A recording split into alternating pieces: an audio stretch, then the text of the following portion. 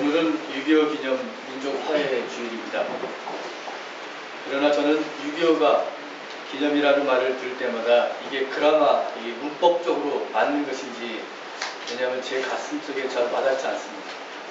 기념한다는 것은 과거에 무슨 좋은 일을 축하해주고 기억하자는 말인데, 전쟁은 좋은 일도 아니고 축하할 일도 아니기 때문에 그것을 전쟁 6.25 기념한다는 것이 영 이렇게 이해가 되지 않습니다. 그래서 저는 전쟁 기념관이라는 말도 맞지 않다고 생각합니다. 오히려 8.15 광복절을 기념한다는 말은 맞는 것 같습니다. 그날은 민족의 해방을 기억하며 기뻐하고 축하하는 날이기 때문입니다. 그러나 우리는 6.25 전쟁을 축하하는 차원이 아니더라도 그날은 잊지 말고 기억해야 합니다. 64년 전 동족 상잔의 비극을 기억하는 것은 다시는 이 땅에서 서로가 서로에게 방아쇠를 당기는 불행한 전쟁이 일어나서는 안 되겠다는 것을 다짐하기 위한 것입니다. 제가 가끔 철원에 갑니다. 철원에 가면 소위산에 올라서 백마고지를 바라보곤 합니다. 백마고지를 차지하기 위해서 1952년에 당시 중공군이라고 하는데 10,000명이 죽었다고 합니다. 그리고 한국군이 3,500명이 꽃다운 나이에 병장들이 죽었습니다. 17, 18, 19 꽃다운 나이에 죽어간 그 젊은 덕을 기억할 때마다 저는 가슴이 아팠습니다. 지난 주간에 강원도 고성에 있었던 육군 22사단에서 생긴 한 병장의 탈영 사건을 듣고 마음을 졸이며 계속 저는 뉴스를 보아만 했습니다. 여러분도 잘 아시다시피 이 사람은 제대를 3개월 남겨둔 병장이었습니다. 그 병장이 동료와 상관을 사살하고 탈영한 사건입니다.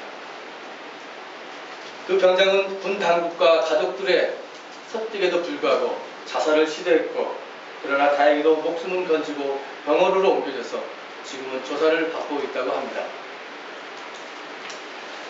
총을 맞고 죽은 사람도 다친 사람도 다 같은 자식 같은 아이들입니다. 총을 쏜 사람도 다 같은 젊은이였습니다. 저는 그 뉴스를 보며 그 지경까지 간 그 병장의 처지와 마음을 헤아리며 왜 그랬을까 하는 마음이 무척 아팠습니다. 그동안 얼마나 힘들었을까 하는 생각에 마음이 메었습니다. 그리고 사건의 원인을 관심 병사했던 그의 정신적인 문제로만 돌리는 것이 파도났습니다. 제가 미국에 있을 때 이 가슴 아픈 사건을 또 하나 경험했습니다. 2007년도라고 기억됩니다. 버지니아 공대에서 한 학생이 총기를 난사해서 당시 캠퍼스에 있었던 학생들 32명이 죽었습니다. 그리고 29명이 부상을 당한 사건이 일어났습니다. 이 사건은 아주 빠르게 뉴스를 통해서 알려졌고 당시 미국 전역을 충격에 빠뜨렸습니다. 더욱이 한인사회는 아주 이 사건을 위해서 멘붕이었습니다. 왜냐하면 이 사건의 범인이 당시 만 8세 때, 아주 어릴 때 미국에 이민을 간 조승희라고 하는 학생이었습니다. 한인 학생이었습니다. 이 한인 학생이 어느 날 총기를 가지고 교내에서 무차별하게 난사를 했던 것입니다. 나중에 알고 보니 그동안 당해왔던 인종차별을 참을 수가 없어서 이런 일을 저질렀다고 했습니다. 그리고 스스로 자살을 했습니다. 얼마나 힘들었고 그동안 외로웠겠습니까? 아무에게도 말하지 못했습니다. 사람들은 이렇게 얘기합니다. 그가 사교성이 없고 내성적이 없고 정신적인 문제가 있었다고 말입니다. 이렇게 근본적인 문제의 원인을 외면한 채 모든 것을 개인의 정신적인 문제로만 돌리는 것이 버지니아 사건이었었고 고성 사건이었습니다. 저는 산속에 있었던 그 병장의 부모의 심정도 헤아려 보았습니다. 자식 앞에서 오열하는 그 아버지의 모습을 보고 가슴이 아팠습니다. 아마도 이 모든 것은 얼마 전에 군대 간 제 아들 녀석 때문에 걱정이 돼서 염려되는 아버지로의 마음이 투사가 됐을지도 모르겠습니다. 아들이 군에 가지 않고 그저 직장생활을 한다면 그 충격은 지금 맞지 않았을 것입니다. 어찌 이것이 저만 그렇겠습니까? 지난주 목요일 오전에 만난 최현수 집사님 이렇게 말씀하시더라고요. 우리 유근이가 앞으로 군대 갈 텐데 걱정을 했습니다. 여기 오늘 휴가 나온 찬이 아빠, 엄마 같은 심정이 아니겠습니까?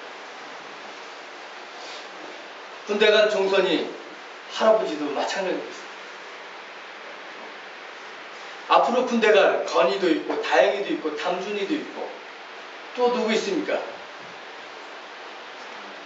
줄줄이도 갈 텐데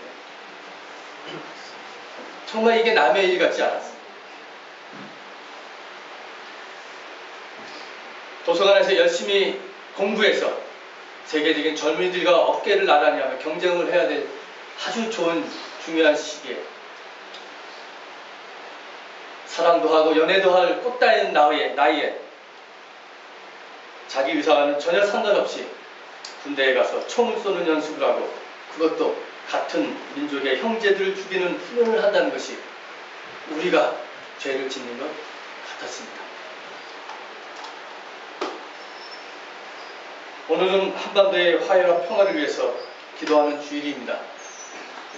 이 아침에 우리 모두가 평화의 세상을 꿈꾸면서 에베소서 2장 11절에서 22절의 말씀을 보았습니다. 에베소서는 바울이 AD 62년에 로마의 한 옥중에서 쓴 옥중 서신으로 알려졌습니다.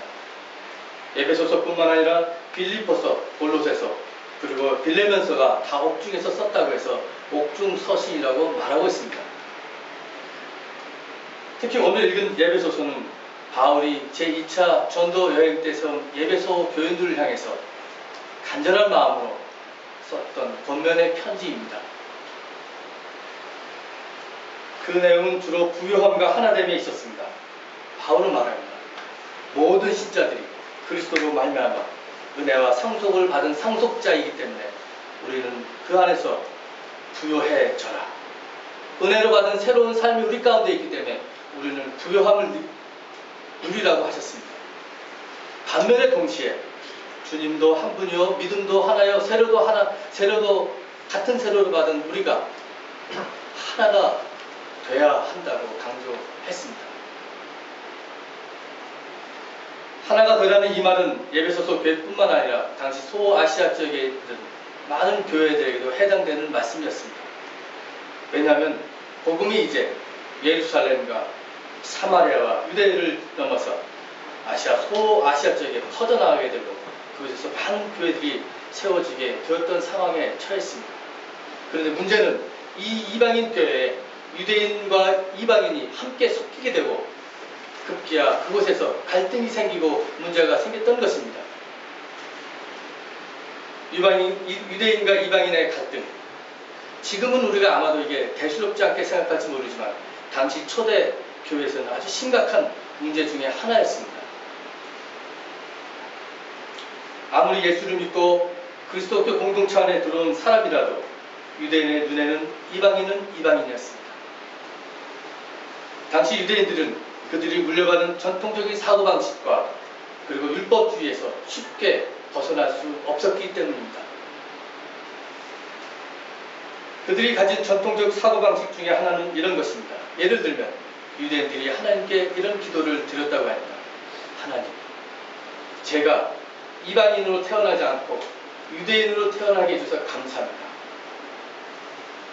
하나님, 제가 여자로 태어나지 않고 남자로 태어나게 해서 감사합니다. 하나님, 제가 저기 있는 저 개처럼 태어나지 않고 사람으로 태어나게 해서 감사합니다. 이방인과 여자, 개 같은 라인으로 두고 보았던 것입니다. 유대인 남성의 눈으로 볼 때.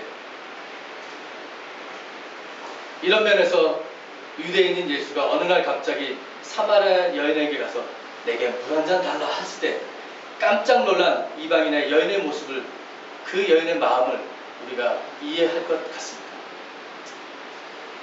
유대인은 이렇게 그들 사고 속에는 뿌리 깊은 선민사상 그리고 배타적인 사상이 있었습니다. 그들만이 하나님의 자녀요, 그들만이 선택된 백성이라는 것입니다. 이 선민의식은 급기야 하나님께서 이방인을 만드신 것은 지옥의 불쏘시개로 사용하려고 만들었다는 사고로 이어지게 됩니다. 이만큼 유대인들은 이방인들을 동물 이하로 취급했던 것입니다. 그런데 이제 유대인 그리스도인들이 교회에 나와서 한 형제여 자매가 된 이방인 그리스도인들에게 향해서 율법 토라를 향해 가지고 적용을 합니다. 너희들도 이거 지키라고. 그 중에 대표적인 하나가 무엇입니까? 할례와 비할례의 문제입니다. 할례는 율법에서 규정된 것으로 유대인 남자 아이가 태어나면 8일 만에 받는 것입니다. 그래서 이것은 하나님과 이스라엘 사이에 맺은 계약사상의 상징이었습니다. 그런데 그 계약사상의 상징을 이제 유대인들이 이방인들에게 너도 받으라고 얘기합니다. 이 할례와 비할례의 논쟁거리가 갈라디아서를 보면 잘 나타나고 있습니다. 바울은 갈라디아서 5장 2절 그리고 6절에서 각각 이렇게 말씀하고 계십니다. 나 바울이 여러분에게 말합니다. 여러분이 할례를 받으면 그리스도는 여러분에게 아무런 유익이 없습니다. 그리스도 예수 안에서는 할례를 받거나 안 받는 것이 문제가 되는 것이 아닙니다. 가장 중요한 것은 믿음이 사랑을 통하여 일하는 것입니다. 이렇게 기록하고 있습니다. 바울은 그리스도를 통한 자유냐 율법 아래의 종살이냐를 선택하라고 합니다. 바울은 누구입니까? 바울이야말로 유대인 중에 유대인이었습니다. 그는 로마 시민권을 가지고 있었고 당대의 유명한 가말리엘 밑에서 율법을 공부한 사람이었습니다. 그래서 그는 구약 성서와 그리고 유대 전통에 대해서 아주 잘 알고 있었습니다. 그는 유대인 중에서도 성골 중에 성골이었습니다. 그런 그가 이제 이렇게 말하는 것이었습니다. 그런 그가 이제 낡은 유대교의 전통 그리고 율법주의를 과감하게 벗어나 유대인과 이방인이 하나가 되는 새로운 공동체를 추구하였고 일치의 비전을 그 서신을 통해서 보여주고 있는 것입니다. 일치의 비전. 이 일치는 서로 다른 것을 단순히 합치는 화학적인 결합이 아니었습니다. 이 일치는 예수의 피로 가깝게 맺어진 관계였습니다. 저 멀리 있었던 이방인이 더 이상 저 멀리 있지 않고 가깝게 하나님과 가깝게 되고 그래서 유대인과 이방인이 이제는 하나님의 가족이 되었다는 것입니다. 어떻게? 예수의 피로 말미암아 그렇게 되었다는 것입니다. 그 하나님의 가족의 중심에는 우리의 평화이신 그리스도가 있습니다. 그래서 예배소서 2장 14절 이렇게 말씀하고 계십니다. 그리스도는 우리의 평화이십니다. 그리스도께서는 유대 사람과 이방 사람이 한쪽으로 갈라져 있는 것을 하나로 만드신 분이십니다. 유대인과 이방인이 하나가 된 것은 어느 똑똑한 유대인이 혼자 그래 이제부터 율법을 포기했어 선언해서 이루어진 것이 아닙니다. 어떤 명청한 이방인이 혼자 이제부터 우리도 율법을 준수하겠어 그런 선언문을 내서 하나가 된 것은 아니었습니다. 어느 한 그룹이 주동해서 그 그룹의 지시하에서 하나가 되는 주도명이란 계획도 아니었습니다.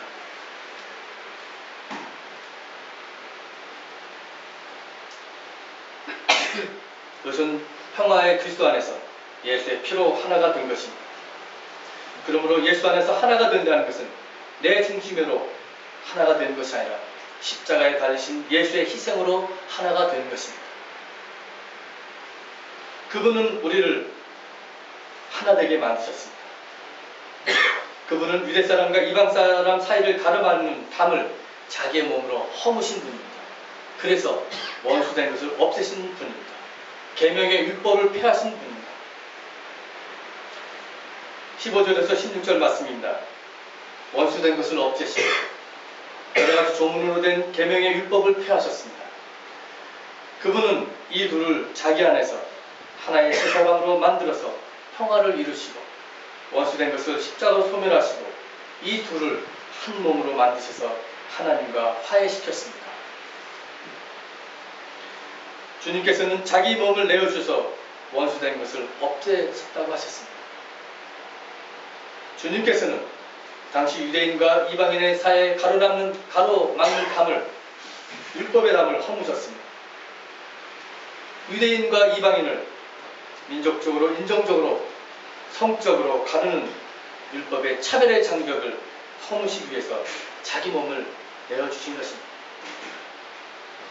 그러므로 그리스도 안에서 그들이 하나가 되었습니다.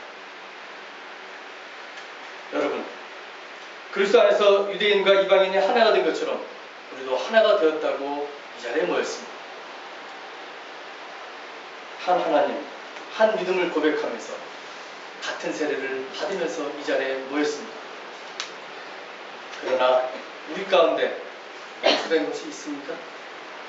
차별의 장벽이 있습니까?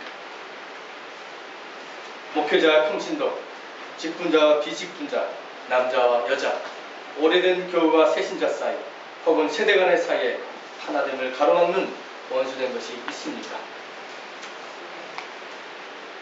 공동체 안에서 하나 되지 못하게 하는 차별, 그래서 우리를 율법주의 사슬에 묶이게 하는 율법의 벽이 있다면 우리는 그것을 과감하게 허물어야 합니다. 그러나 그 하나됨의 주체는 우리가 아니라 그리스도입니다. 그리스도를 주체로 바로 세우지 않으면 우리는 쉽게 자기의 의에 빠질 수 있고 또 다른 분열을 맛볼 수 있습니다. 내 생각, 내 의지, 내 계획, 그것으로 하나가 되려는 모든 시도는 자기 의의 또 다른 얼굴에 불과합니다. 나만 잘났다는 생각이 당시 바리새인들의 생각이었습니다. 내 생각만이 옳고 내 신앙관만이 바르다는 바리새적인 의를 우리는 다 내려놓아야 합니다. 내 교회만 와야 축복을 받고 내 종교만이 구원을 보장해주는 길이고 내 국가의 이데올로기만 따라야만 통일을 이룰 수 있다는 자기의 의는 우리를 하나 되게 하는 데 있어서 반영에 불과합니다.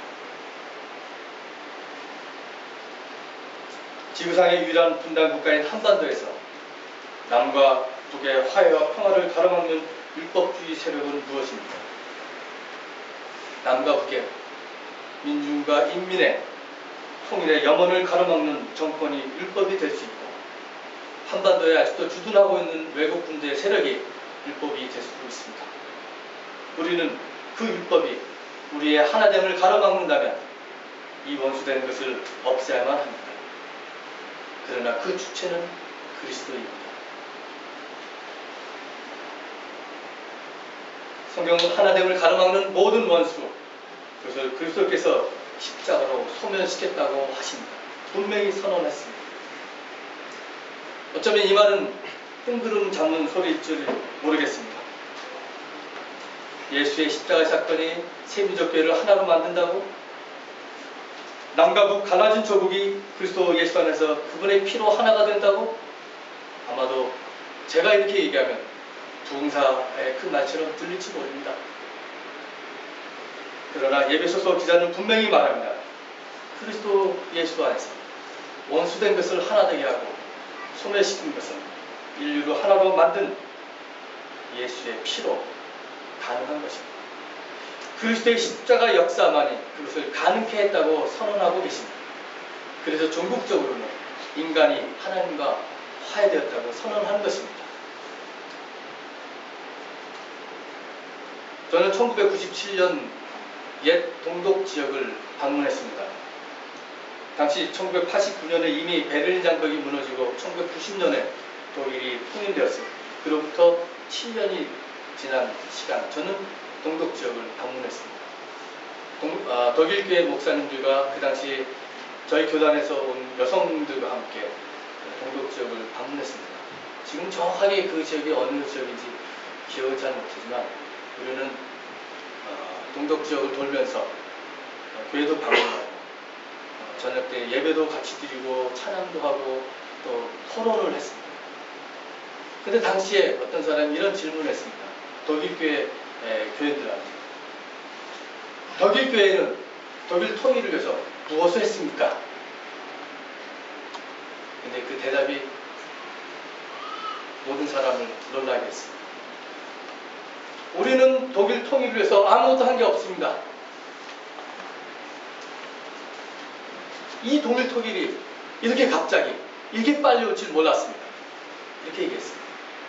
물론 독일 교회가 독일 통일을 위해서 팥장 끼고 아무것도 일하지 않았다는 것은 아닙니다. 통일이 되기 전에도 서독교회와 동독교회는 독일 통일을 위해서 일했습니다. 많은 일을 했습니다. 그러나 이분의 대답은 통일을 이룬 주체는 아무리 일을 많이 했어도 독일교회 교인이 아니라 하나님이었다는 것을 선언하는 것이었습니다. 역사의 주체는 하나님이 독일 통일을 이룬 분은 하나님이었다는 것입니다. 하나님의 때였다는 것입니다. 하나님의 카이로스를 선언한 것입니다.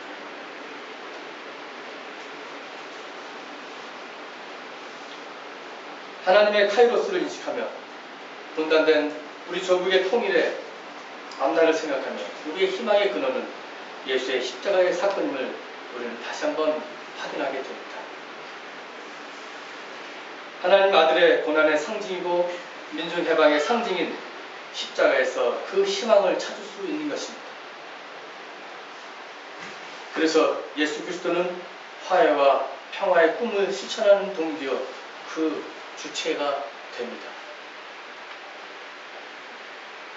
우리는 그리스도를 따라가는 제자로서 역사의 주체이신 하나님을 굳게 믿어야 합니다. 자신의 몸의 희생을 통해서 유대인과 이방인을 하나가 되게 하고 원수된 것을 허무신 주님처럼 갈라진 우리 조국의 화해와 통일 그리고 평화를 위해서 우리가 일을 해야 합니다. 하나님께서는 갈라진 남과 북과 남, 우리 민족이 통일되고 모든 사람이 평화롭게 사는 세상을 주실 것입니다. 그날이 오면 같은 젊은이끼리 더 이상 서로에게 촛불을 겨누는 세상이 물러갈 것이고 군대간 아들 때문에 가슴 졸이는 부모들이 없는 세상일 것입니다. 이 세상을 위해서 함께 기도하고 결단하고 세상에 나가서 화해와 평화를 위해서 일하는 예수의 제자들이 다 되시길 바랍니다. 그 말씀을 가지고 묵상하시겠습니다.